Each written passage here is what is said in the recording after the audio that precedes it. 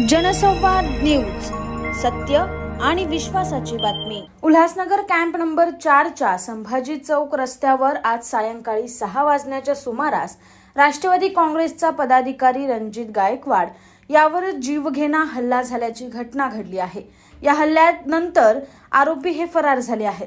संभाजी चौक ते भाटियाकडे जाणाऱ्या रस्त्यावर रणजित गायकवाडने दुचाकीने प्रवास करत असताना अचानक 2 ते 3 अज्ञात हल्लेखोरांनी धारदार हत्याराने रणजित गायकवाड यांच्यावर हल्ला चढवला। यात रणजितच्या डोक्याला गंभीर दुखापत झाली।